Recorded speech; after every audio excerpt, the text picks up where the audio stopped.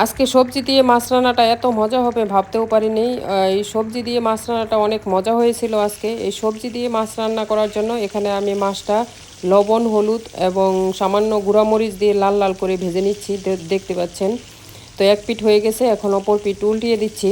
তো মাছের কালারটাও কিন্তু অনেক সুন্দর এসেছে। এখন মাছ ভাজি হয়ে গেছে, মাছটা এক এক করে উঠিয়ে নিচ্ছি। তো দেখতে পাচ্ছেন কত সুন্দর কালার। তো এই তো মাছটা উঠিয়ে নিয়ে এখন আমি ওই তেলের ভিতরে আর অল্প একটু তেল দিয়ে তারপরে দিয়ে দিচ্ছি জিরা, সামান্য আস্ত জিরা, তারপরে দিয়ে দিলাম পেঁয়াজ কুচি। তো পেঁয়াজ কুচি দেওয়ার পরে আমি সামান্য আদা আর রসুন বাটা দিয়ে দিলাম। তো রসুন আর আদা বাটা দিয়ে এখন একটু ভেজে নিচ্ছি যাতে কাঁচা গন্ধটা চলে যায়।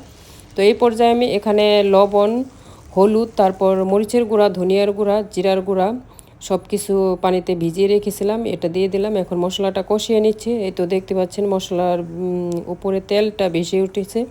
তো এই পর্যায়ে মশলাটা কিন্তু কষানো হয়ে গেছে। এ পর্যায়ে আমি দিয়ে দিচ্ছি ধুয়ে রাখা সবজি। এখানে কাঁকরোল, চিচিঙ্গা আর রয়েছে কাঁঠাল বিচি। তো আমার কাছে যে কাঁঠালের দিনে যে কোনো সবজির ভিতরে কাঁঠাল বিচি দিয়ে রান্না করলে আমার কাছে অনেক মজা লাগে। তো আমি কাঁঠাল বিচি দিয়ে দিয়েছি। তো আর এখানে আমি সবজিটা মশলা মিক্স করে ঢাকনা দিয়ে ঢেকে দিচ্ছি কষানোর জন্য। তো কিছুক্ষণ পর ঢাকনা খুলে তো দেখতে পাচ্ছেন আমি এখন নেড়ে চেড়ে দিচ্ছি। তো এই তো আমি এখন নেড়ে তারপরে যেহেতু আরেকটু কষাবো, তো এই জন্য আরেকটু ঢাকনা দিয়ে আরও কিছুক্ষণের জন্য কষিয়ে নিচ্ছি।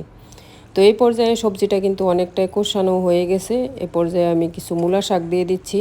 তো আগে সুন্দর করে ধুয়ে রেখেছিলাম শাকটা, এখন আমি একটু নেড়ে মিক্স করে দিচ্ছি।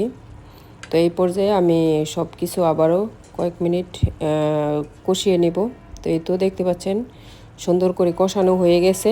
তো এই পর্যায়ে আমি ঝোলের পানি দিয়ে দিচ্ছি।